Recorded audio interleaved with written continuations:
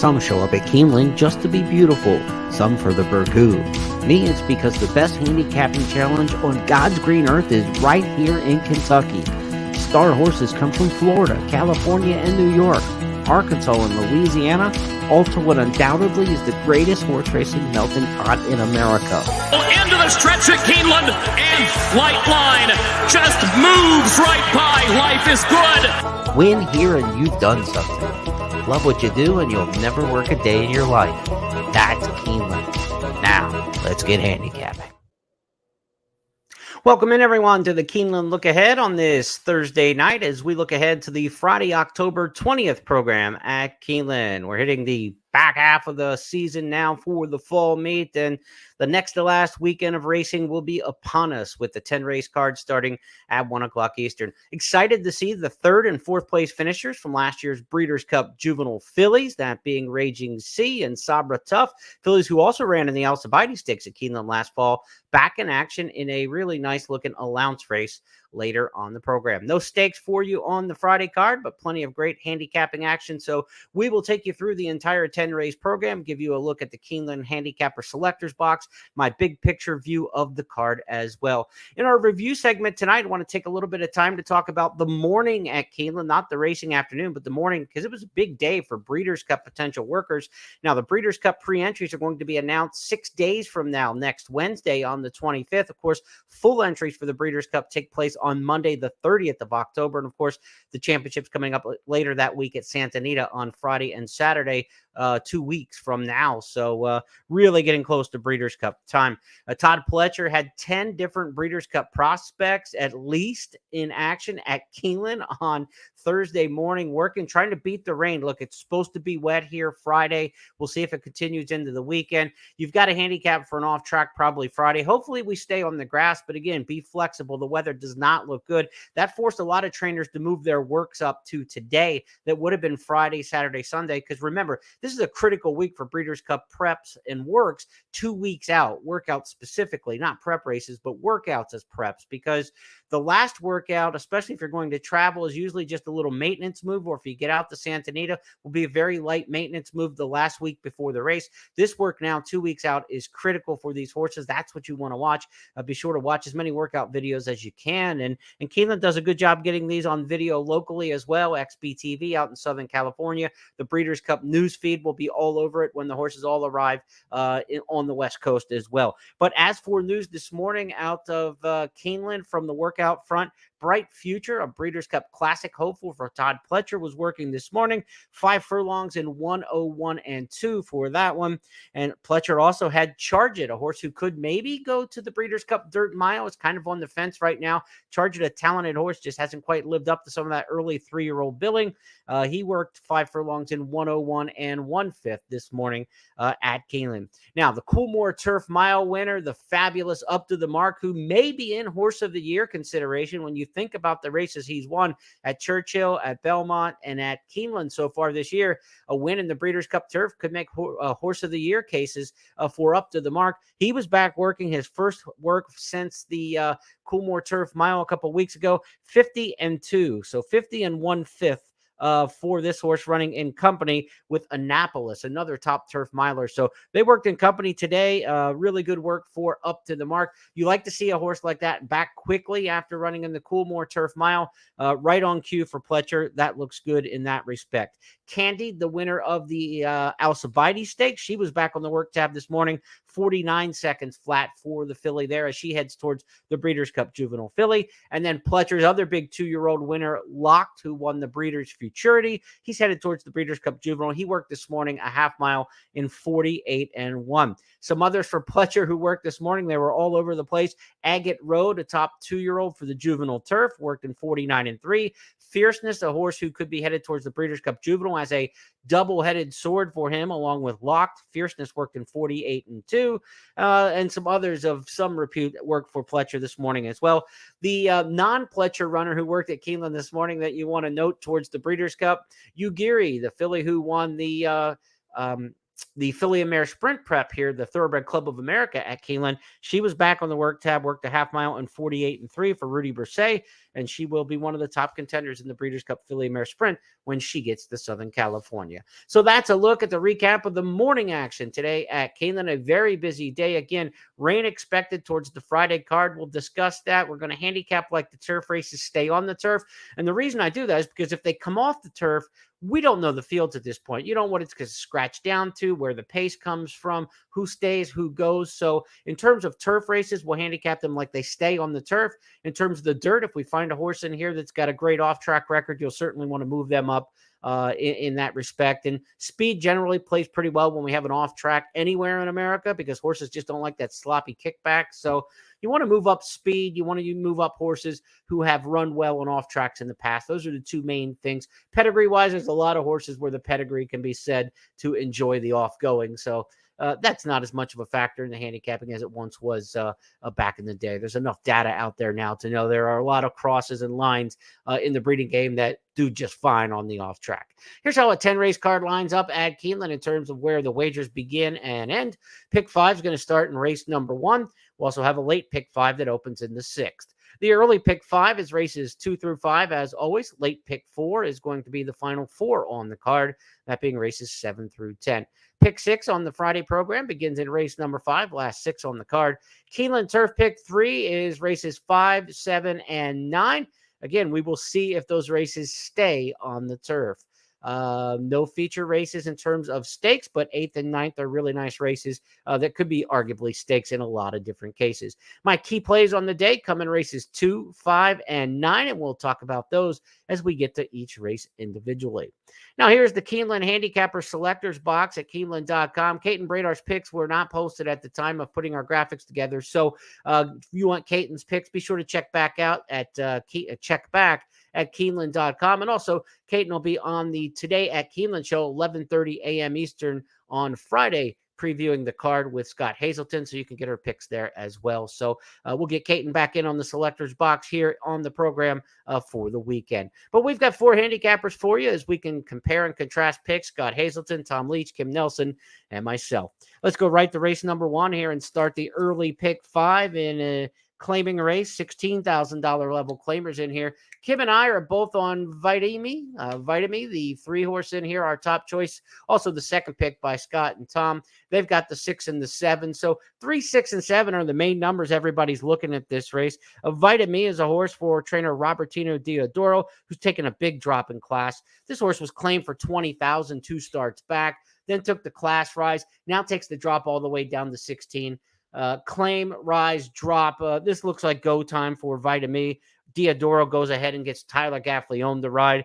Strong connections there. They hit 31% in limited attempts together. So if a horse is taking a big class drop, and you might say that's a red flag, look, we're talking about a $16,000 claimer that's worth $45,000. So this horse is running for $45,000, was claimed for $20,000. Running for double that. The winner's share of this race is going to be more than this horse was claimed for.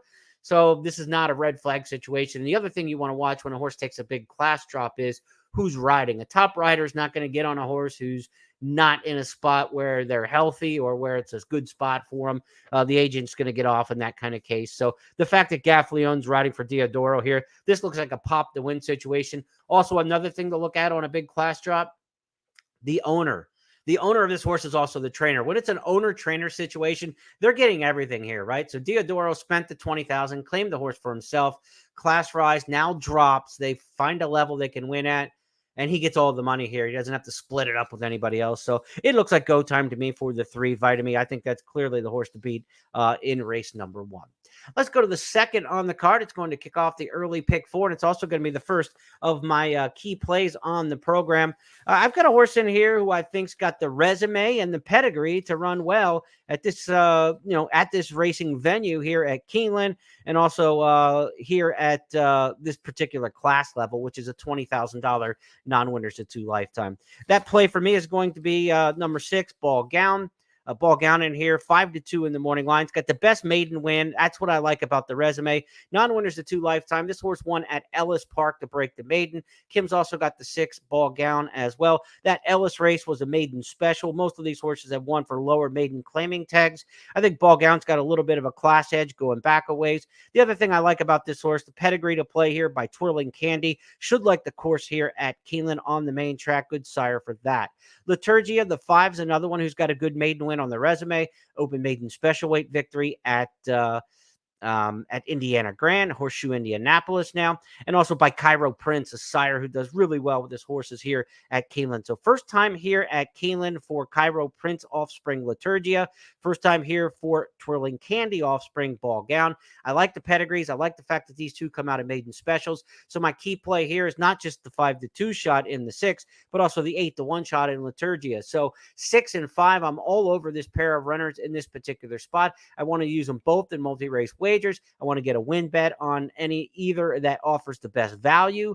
And also I want to get exacta boxes in here, 6 and 5, 5 and 6, all over this pair. And if you're looking at daily doubles, you got to, short of price and Vita Emi in race number 1. So looking at daily doubles, 3, 6 and 3, 5 to go after this one. The 2 She's a Secret is the top pick in here for Scott and for both Tom Leach and Scott Hazelton.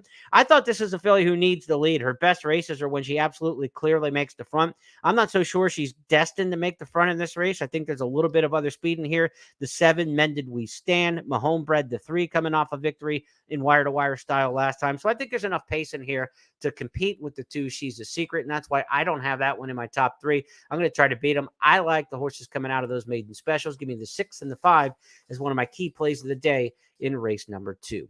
Let's go to the 3rd race, and there's a lot more cohesion, I should say, not coercion. We didn't coerce each other to make these picks. There's a lot more cohesion in race number 3, where Yuletide Gallop, the 12, is the top pick in here for Scott, Tom, and myself. Kim is on the island with Tap It Boy as the top choice in here. I've got Tap It Boy as my second choice. Yuletide Gallop is the horse I've got on top, and the other guys do as well. Claimed last time out by trainer Joe Sharp. The angle here I really like in this 6-furlong maiden claiming race is this is a horse who sprinted, then went a route distance and showed some speed, and now comes back to a sprint. Sprint, route, sprint is how we call it in a form cycle discussion. Form cycle is just a fancy name for your pattern of races that you're on.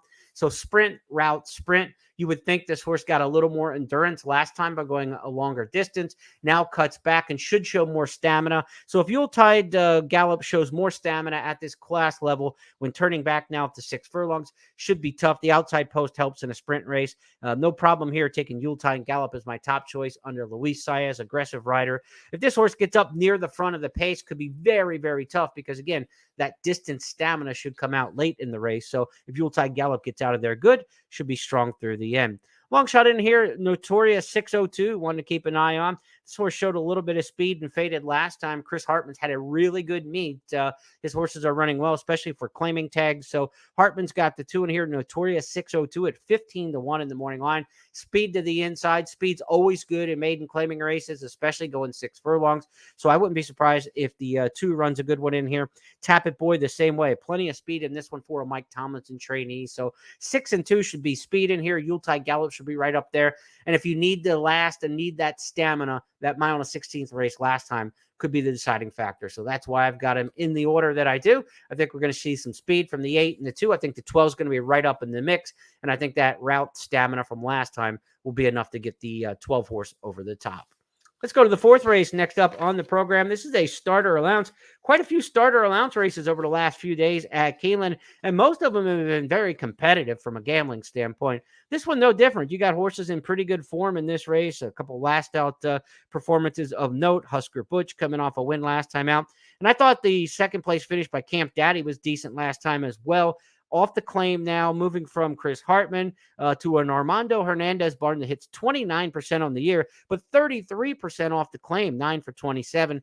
When Hernandez goes and gets Tyler Gaffleone fresh off the claim, I think that means that Camp Daddy is going to hold form and run strong in here. 6, my top pick, coming off a big win last time out, or a big second-place finish last time out, has been top 2 in 4 straight races. Should keep running. And those 4 straight races were for different barns. Fausto Gutierrez, Brittany Vandenberg, Chris Hartman, and now Armando Hernandez. So this horse maintains form no matter what barn it switches to. And now you get Tyler Gaffleone. A lot to like about the 6 in this particular spot.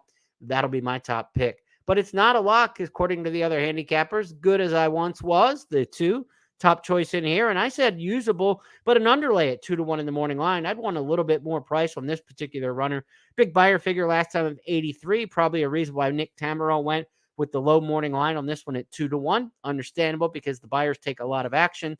Top buyer in the field last time at 83. But I got to see it again at that kind of price for the 2 in here, good as I once was. There's only 7 horses in this race, and honestly, I think 5 of them are playable in the multi-race wagers. I tossed the 3 and the 7 that I didn't like, and the 7's coming off a victory last time, but at Prairie Meadows, this will be a much tougher spot. The 3, Classy Sox, needs to step it up off a poor effort last time against Similar and Starter Allowance Company at Churchill. So a tough race, but the 6 Camp Daddy, my top choice in here. Wouldn't be surprised to see the 1 O'Connor Sunset by Curlin run another good race over this track. Has a second place finish in the 1 attempt here at Keeneland. So a couple different options you can go in here. Hocus, the 4, was a horse I thought was usable underneath. Michael Thompson, the trainer here, not Mike Tomlinson, but Michael Thompson, his only horse in the barn. He's got 4 starters on the year. 2 of them wins. That's this horse here. Owner, trainer, Michael Thompson, 1 horse stable. Hocus, the top choice in here for Scott and Tom, taking that 1 horse stable. Hocus, I think, is usable in here. But again, I think it's probably going to be an underlay price when you're playing a 1 horse stable at Keeneland to win in Starter Allowance Company. Let's go to the 5th race on the card, and this is one of my key plays of the day. We hope this race stays on the turf. And again, this is a key play of the day if the race stays on turf. But the horse I have picked has never run on the turf and probably very effective if this race goes to the main track. But the reason I like the 5 in here and the reason I'm going for one of those power posts again is because of the draw. The number 5, Muazara, is in a perfect power post here for trainer Todd Pletcher. Luis Saez rides 8-1 in the morning line. By Into Mischief, this horse you would say is going to love the main track at Keeneland, but also the turf. The Into Mischiefs actually have a stronger win percentage at Keeneland on turf than they do on the main track. So Muazara should handle the turf no matter. But if we get back to the main track with this one, certainly would be a major player. But as we've talked about many times here on the show, post 3, 4, and 5 in full field turf sprints have a great win percentage. They're effective at big prices, a huge ROI when you just simply bet the 3, the 4, the 5 in these races in big field turf sprints at Keeneland over the years. We've had 2 of them this meet with capacity fields of 12. The 4 won one, the 5 won the other. One was 11-1. I think the other one was 4-1. So you're looking 3, 4, 5. The first thing I do in a 12-horse turf sprint is look at the 3, 4, 5, and are any of those 3 horses that I can make a good case for. In this particular case, you got Saez, you got an Into Mischief, Pletcher. There's a lot to like in here with Muazara. That's why I like that one. 3 and 4 don't look like much on paper. I mean, if they win, it's going to be a massive upset, and I can't endorse either one of those 2. The other horse you got to watch, of course, here in race number 5 is Spirit's Mischief, debut 3rd place finisher at Churchill. Another by Into Mischief, so obviously we think this one will like the turf here at Keeneland, as we do with our top pick, Muazara. And the 11 is trained by Wesley Ward. So when you get Wesley Ward in a turf sprint here at Keeneland, it's kind of shocking that we got to this week and Wesley Ward hasn't won a turf sprint yet. I mean, there hasn't been that many run, but when you consider he's got 48 turf sprint wins here at Keeneland, or 46, and no other trainer has more than 8. I mean, you just expect Wesley Ward to punch out. If there's been 6 turf sprints so far at the meet, 7, 5, 6, 7, you expect him to have 2 or 3 wins by now in the turf sprint race. He will perk up in a turf sprint, and it could happen here in race number 5. But give me Muazara from that power post. And again, I still like the 5 as the top play in this race and one of the key plays of the day. Even if we move to the main track, I think this horse would be sitting on a good race on either surface. Maybe not a best bet of the day on the main track because of the post position advantage is not what we're talking about on the turf, of why we like this one as much as we do. As for the other handicappers across the way in race number 5, we've got 4 different horses on top. The 6 in a jam, the 12 Oy Vey, and the 7 Smoky Smoky, also top picks in this particular spot. So a lot of ways you can turn if you don't go to Muazara, which means we might get that price. You say you're not going to get a price on Pletcher, on Saez, but the morning line says we might get a price, and my other handicappers in here do not use Muazara, but in one other spot, 3rd. So maybe we can get 6 or 8-1, and I would absolutely love that from a power post position.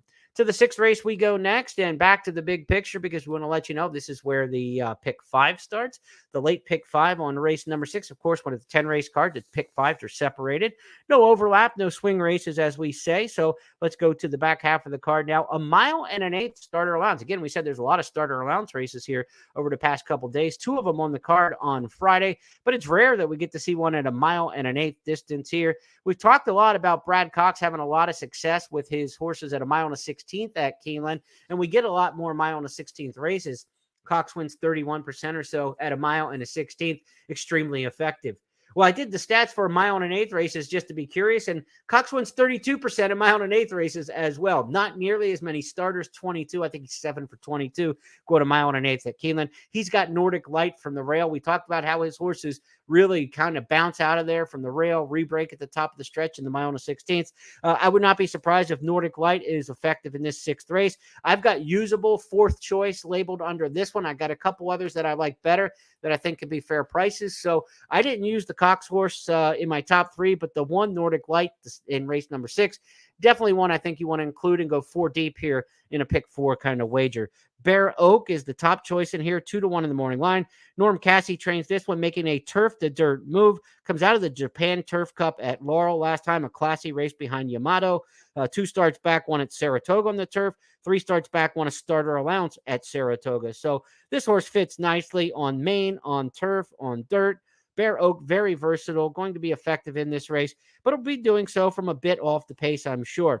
Lindsey Schultz has the 3 Tiger move. You got to respect this one off back-to-back wins. Schultz's horses hit at a high percentage and have won at limited attempts here at the meet and have done all right. So don't be afraid of Lindsey Schultz sending out Tiger Moon here, looking for a 3rd straight win after back-to-back scores at Delaware and Churchill. Another tough starter allowance with good options. It's a field of 9. I think 4 of them are absolute uses. I think you want to go with the 7, the 4, the 3, and the 1. And don't sleep on Carrillo on the outside. This is pretty good form for Carrillo. And I've told you many times, these Union Rags are popping at nice prices at Keeneland on the main track. We had that 80-1 winner by Union Rags last weekend. So don't even look out, don't even throw out the potential of that one, Carrillo, as being part of a spread race for you in race number 6. 7th race next up on this Friday program, 2nd level turf sprint allowance. Non-winners of 2 other than. That's what we mean by 2nd level. Haven't won 2 allowance races yet to this point. Shoot Out the Lights, of a horse, a filly who's won 2 of 4 lifetime for trainer Wesley Ward, is the 9-5 morning line favorite. Shoot Out the Lights, obviously a contender in here. As we mentioned, the great stats with Ward in the turf sprint ranks. You've got to respect that one. Kim's got Shoot Out the Lights picked on top. The rest of us are going to try to get cute and beat Wesley Ward with different horses. Anytime you see public handicappers all have the same horse kind of second like that, we're usually just not wanting to take the short price. It's one of those where we respect the horse, but at 9-5 in the morning line, do we have to take such a short price? Can we find something else we like a little bit more at some value? And you could tell that we all ended up with 3 different horses in here. Twirling Savvy for Tom, the 1, Redefine, the 2 for Scott, and I've got the 3 in here, Soul Hope. You know, I started my handicapping with posts 3, 4, and 5 and did my evaluation from there. How about Soul Hope? 4 career starts in turf sprint races, albeit all at Colonial Downs. 4 victories, undefeated in turf sprints. I'm willing to take a chance on that. This is a filly who's got a little bit of pace about her. She's not super fast from the starting gate, but the 1 and 2 in this race have absolutely no speed at all. So the 3 is going to be able to break, and Corey Lannery, who likes to hug the fence and the hedge, he's going to be able to do whatever he wants, but he doesn't have to do it right away because he's going to outbreak the 1 and the 2. And then he should just get a dream run with Soul Hope in here because he can keep the rest of the field to his outside, to his right as they go into the far turn, and then trying to drop over and make that kind of like slingshot move into the turn. I think Soul Hope is really drawn great in here. Lannery, of course, congratulations, winning his 5,000th career race on Wednesday here at Keeneland, getting that 5,000 win milestone. I like Soul Hope in here in race number 7. I think this is like right on the cusp of one of my key plays of the day. But again, this race has to stay on the main track, or on the turf, I should say. We don't know if it's going to go to the main track. This horse's form on the dirt has not been very good. The same kind of concept would apply, though. There's no speed down to the inside. So on dirt, on a sloppy track, if Lannery can get Soul Hope to break, this horse could still be effective on dirt with the way this race could shake out. but I don't think the horse is a standout play like I do on turf. I love the turf form for Soul Hope. So this is my horse to beat, obviously, if we stay on the main or if we stay on the turf. Same with Shoot Out the Lights. I mean, by City of Light, who was a Breeders' Cup Dirt Mile winner, no reason to think Shoot Out the Lights wouldn't handle the dirt and off track. Will Wesley Ward take this horse who's run all 4 career races on the turf and keep him on the main, or keep her on the main if this race switches over? That will be to be determined. I will say this about turf sprints. They are more likely to come off turf than a turf route would be. And there's a reason for that, because these races start on the backstretch and the horses are going to be 10, 12 wide across the backstretch. A turf sprint race chews up way more of a turf course than a turf route would, right? Turf route will always kind of file down, and within a couple strides out of the gate, the horses are going to be 3-4 paths off the rail, and it's not going to chew up nearly as much of the course. Turf sprint with a field of 12 will just kind of like rip the whole course all the way, the whole length of the backstretch, and there'll still be horses 5-6 wide going into the turn. So it does a lot more damage to the turf course to run on soft turf in a turf sprint than a turf route. So let's cross our fingers. Let's see what happens. But if these races come off these turf sprints, it will be of no shock if the weather, says so. Because, again, it will do a lot of damage to the turf course, and we still have several days of racing here. We're only to Friday, so we've got 7 more days of racing, Saturday, Sunday, or 6 days of racing in a 4-day week on closing week. So you don't want to ruin the turf course for the final 6 days of racing. That's a lot to go in a 17-day meet, so a third of the meet left after we're done with Friday's card. Okay, let's go next up to the 8th race, and this is our feature we talked about earlier in the podcast, where we've got the 3-4 finishers in last year's Breeders' Cup Juvenile Fillies. Raging Sea and Sabra Tough back here. I've got them picked just that way. I've got them picked on top 2 for me in here. Raging Sea picked on top also by Kim and by Scott. Poblano, the top pick in here for Tom, who's got Raging Sea picked second. Poblano is a Curlin for trainer Brendan Walsh. Raging Sea, a Curlin for trainer Chad Brown. A lot to like about both, running here over the main track at Keeneland. Both have had past performances here that were very solid. Bred to like the route here at Keeneland, and they are going 1 mile and an eighth.